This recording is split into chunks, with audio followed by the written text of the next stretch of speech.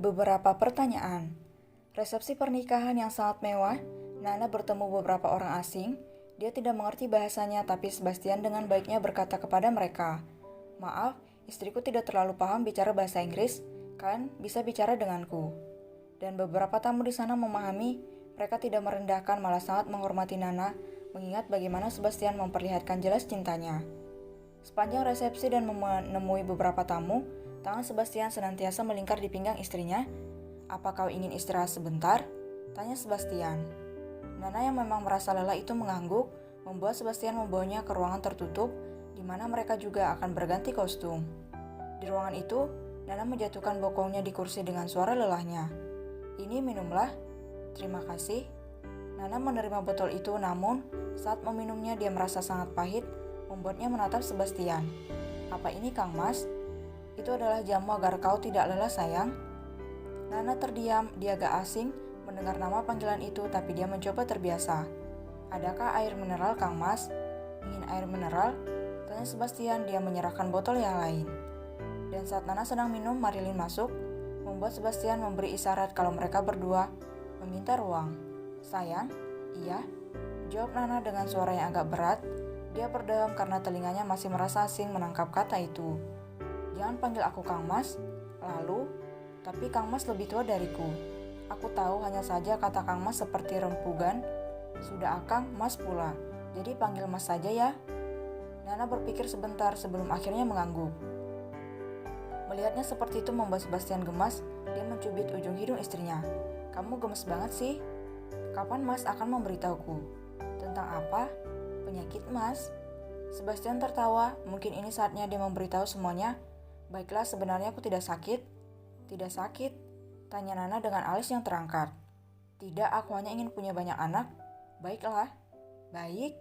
tanya Sebastian merasa heran dengan Nana yang tidak berpikir panjang dengan perkataannya. "Kau menyanggupinya, sayang?" "Tentu saja. Mas adalah suamiku, kenapa kita tidak bisa membuat anak? Nanti malam?"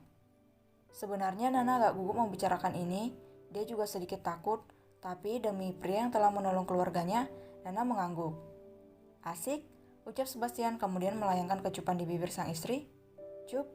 Nana kembali terdiam kaget, yang mana membuat Sebastian segera berucap, "Kau harus terbiasa dengan itu, oke? Sayang?" "Baik." Lia dan Rina begitu menikmati pesta dengan makan makanan yang ada di sana. Bahkan tanpa ragu mereka meminta dibungkus untuk dibawa pulang. Selain itu, Rina juga tidak lupa memperhatikan suaminya. "Kau mau makan apa, Mas?" "Tumben sekali kau perhatian. Anakmu telah mencukupiku, tentu saja aku baik." Rina merawat ayahnya Nana dengan baik meskipun itu berdasarkan pada uang. Saat Lia sedang sibuk makan, tetangganya datang yang tidak lain adalah Yumna. "Lia, Mbak Yumna diundang juga?" "Iya dong, aku kan selalu bantu Nana." Lia berdecak tidak suka. Dia memang selalu iri dengan kehidupan Yumna yang serba bercukupan.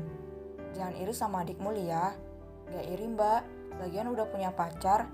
Emang sih harta menggiurkan, tapi aku tetap cinta sama pacarku." Yumna berdecak. Yumna datang," ucap ayahnya Nana yang melihat. "Halo Pak, kau terlihat lebih sehat." "Terima kasih, ini semua karena pengorbanan Nana." "Ya, aku dengar rumah sakit memperlakukanmu dengan spesial. Apa Dokter Dery juga masih ada di sana?" Ayahnya Nana menggeleng. Dia pindah entah kemana tanpa memberitahuku. Sama seperti adikku Ertis. "Jangan khawatir, yang penting sekarang kau sudah sehat dan berkecukupan." Dan saat Yumna dengan ayahnya Nana sedang berbincang, Epe sang pelayan pribadi Nana mendekat. "Nona Yumna?" "Iya." "Nyonya Nana ingin bertemu," ucapnya kemudian memandu arah. Yumna diarahkan ke ruangan di mana Nana sendirian di sana. Dia baru saja berganti pakaian. "Ya Tuhan, Nana, lihat dirimu," ucap Yumna melihat Nana secara langsung dan lebih dekat. "Kau sangat cantik." "Terima kasih, kemarilah Kak." "Kenapa kamu memanggilku? Aku melihatmu sibuk dengan orang-orang bule tadi." "Maaf, aku tidak bisa menolak suamiku yang ingin memperkenalkanku pada mereka." "Santai saja," ucap Yumna duduk di samping Nana. "Kenapa memanggilku?" "Aku ingin menanyakan sesuatu." "Tentang apa?" Nana sedikit ragu. "Tentang malam pertama." "Oh my god." "Percaya diri. Malam pertama?" tanya Yumna dengan wajah yang menggoda. Dia menatap dengan serius Nana, yang mana malah membuat Nana berpaling malu. Kak, malulah, ucap Nana yang berpaling. Yumna tertawa, oke, dengarkan sini. Suami sama anak kakak ikut. Santai, mereka lagi main kok, banyak makanan sama dekorasi yang bagus. Jadi anak kakak anteng banget, apalagi ada orkestra, jadi makin adem deh. Beruntung banget kamu, nah. Aku juga gak nyangka kak, aku pikir dia udah tua sakit-sakitan, nyatanya dia hanya mau punya anak katanya. Oh, mata Yumna menatap penuh makna. Jadi ini nih alasannya. Sakit nggak kak? Tanya Nana tanpa basa-basi lagi. Sakit lah, tahu kan bentuk punya cowok? Batang kan, kayak timun.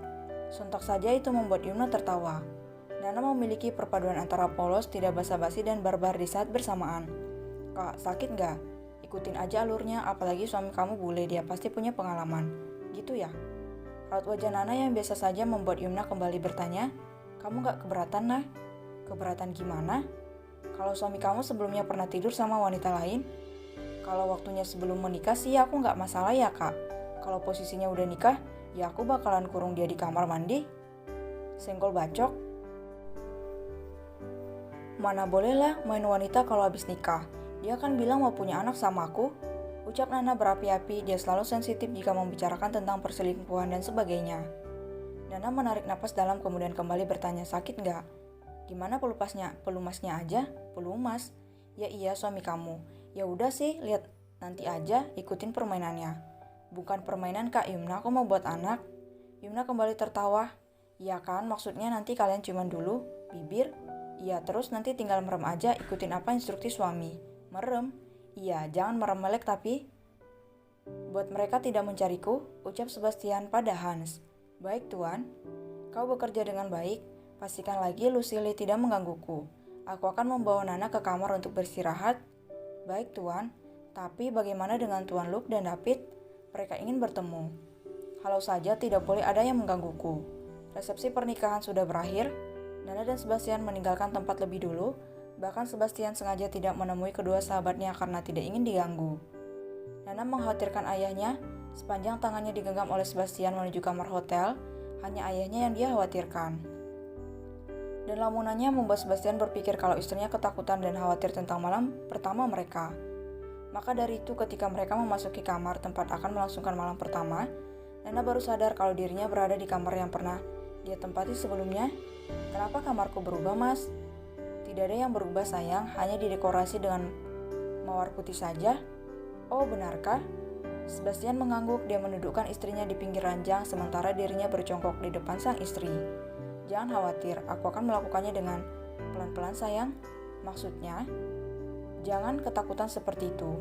Hah? Tanya Nana yang masih juga belum paham. Sebastian malah tersenyum dan mengusap rambut istrinya. Malam pertama, tidak usah mengkhawatirkannya. Aku tidak mengkhawatirkannya, aku mengkhawatirkan ayahku, Mas. What the? Sayang,